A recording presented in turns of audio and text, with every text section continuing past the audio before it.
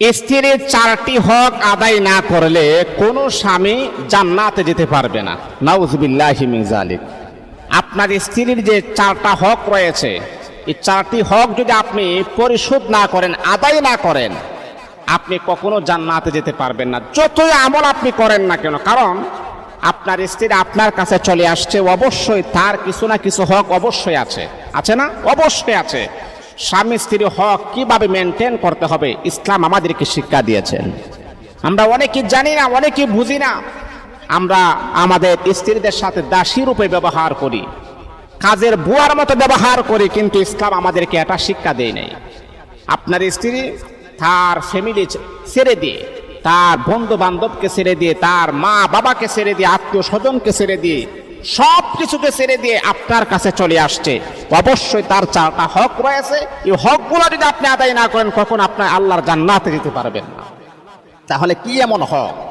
প্রথম নাম্বারে মনে রাখতে হবে, পুরুষ হে স্বামী, আপনি মনে রাখতে হবে আপনার কাছে আপনার স্ত্রীর 4টা হক আছে, গুরুত্বপূর্ণ ইম্পর্টেন্ট হক। এই হকগুলা যদি আপনি আদায় না করেন, আপনি আল্লাহ পাকের কাঠগড়ায় আসামির বেশে দাঁড়াতে হবে। আল্লাহ পাকের কাঠগড়ায় আপনাকে দাঁড়াতে হবে।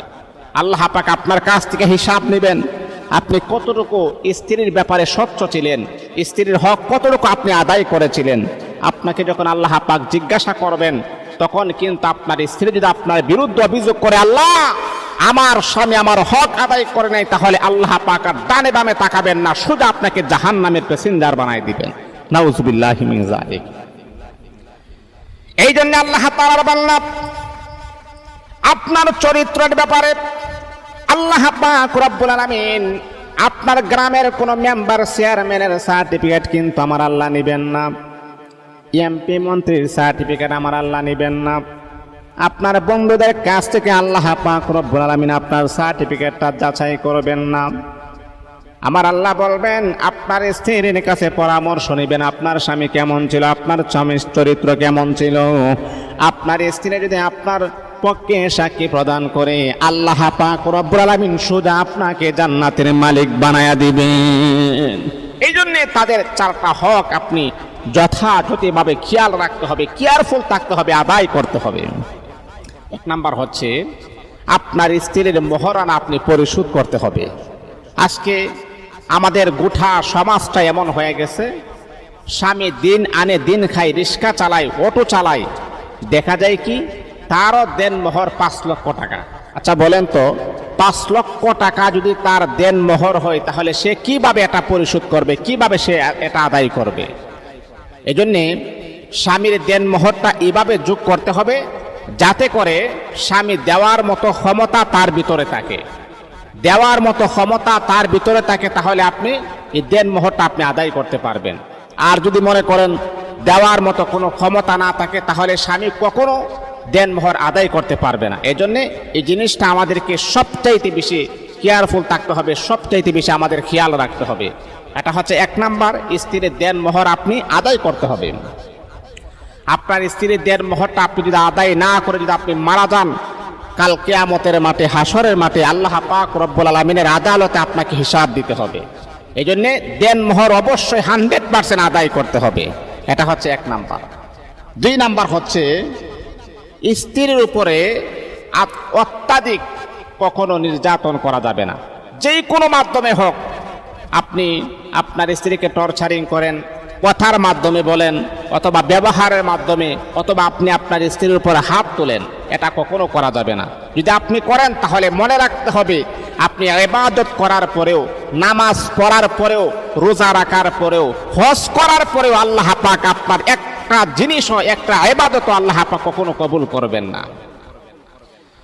এই জন্য আল্লাহ পাক রব্বুল আলামিন কুরআনুল কারীমের ভিতরে আমার আল্লাহ বলেন, হুন্না লিবাসুন লাকুম ওয়া আনতুম লিবাসুন লাহুন। স্বামী স্ত্রী হলো একজন আরেকজনের জন্য পোশাক। পোশাকটা যেমন করে শরীরের মাঝে যত্ন করে রাখতে হয়, আগলিয়ে রাখতে হয়, আমার আল্লাহ পুরুষদেরকে বললেন, অপুরুষেরা শোনো শোনো, তুমিও তোমার স্ত্রীকে জড়িয়ে রাখে, আগলিয়ে রাখো, কখনো তার সাথে দুর্ব্যবহার করবা না, কখনো তার সাথে টর্চারিং করবা না, আঘাত করবা না।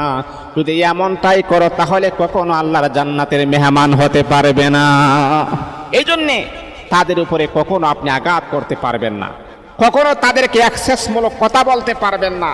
আজকে ম্যাক্সিমাম পুরুষ আমরা জানি না একজন নারীর সাথে কিভাবে আচরণ করতে হয়, নিজের স্ত্রীর সাথে কিভাবে আচরণ করতে হয়। আমরা অনেক পুরুষের আমরা জানি না, কিন্তু আমরা সংসার করতেছি, লাগাতার সংসার করতেছি, কিন্তু তার হক আমরা যথাযথভাবে আদায় করি না। এর জন্য হাসরের মাঠে আল্লাহ পাকের কাছে আপনাকে হিসাব দিতে হবে। আরে আল্লাহ তাআলার বান্দা 3 নাম্বার হলো আমার আপনার দয়াল নবী মদিনার কামলিওয়ালা নবী বড় সুন্দর করে বলেছেন, আপনার স্ত্রীকে রাখার জন্য একটা বাসস্থানের ব্যবস্থা করতে হবে, যাতে করে এই বাসস্থানের ভিতরে থেকে থেকে যেন সে যেন পর্দা মেনটেন করে চলতে পারে, শরীয়ত মেনটেন করে চলতে পারে। আপনি যদি আপনার স্ত্রীর বাসস্থানকে না দিতে পারেন, আল্লাহ পাক রব্বুল আলামিনের কাঠ গড়ায় কিন্তু আমাকে আপনাকে দাঁড়াইতে হবে। এর আল্লাহ তাআলার বান্দা, আপনি যদি আপনার স্ত্রীর 4টি হক যদি আপনি আদায় না করেন, তাহলে কখনো আপনি জান্নাতের ভিতরে যেতে পারবেন না, আপনি জাহান্নামী হয়ে যাবেন। আল্লাহ পাক রব্বুল আলামিনের আদালতে কিন্তু আপনি আসামি হয়ে যাবেন, ধরা পড়ে যাবেন। ওই দিন কিন্তু কেউ আপনাকে সুপারিশ করে জান্নাতের মেহমান করবেন না। আমার আপনার দয়াল নবী মদিনার কামলিওয়ালা নবী বলেছেন, 4 নাম্বার হলো স্ত্রীর পোশাক এবং তার খাবারের ব্যবস্থা আপনি করতে হবে। তাকে হালাল খাবারের ব্যবস্থা করতে হবে, হালাল পোশাকের ব্যবস্থা তার জন্য আপনি করতে হবে। এটা হচ্ছে আপনার ইমানি দায়িত্ব। নামাজ পড়া যেমন দায়িত্ব, রোজা রাখা যেমন দায়িত্ব, হজ করা যেমন দায়িত্ব, নেক আমল করা যেমন দায়িত্ব, ঠিক তদ্রূপভাবে আপনার স্ত্রীকে উত্তম পোশাক এবং হালাল খাবার তাকে পৌঁছায় দেওয়া, তার ব্যবস্থা করা, এটাও কিন্তু আপনার দায়িত্ব। মনে রাখতে হবে, যদি এমনটা যদি আপনারা না করেন, তাহলে আপনি জাহান্নামী হয়ে যাবেন। আল্লাহ পাক আমাদের সকলকে আমাদের স্ত্রীদের হকগুলাকে সুন্দরভাবে আদায় করার জন্য তাও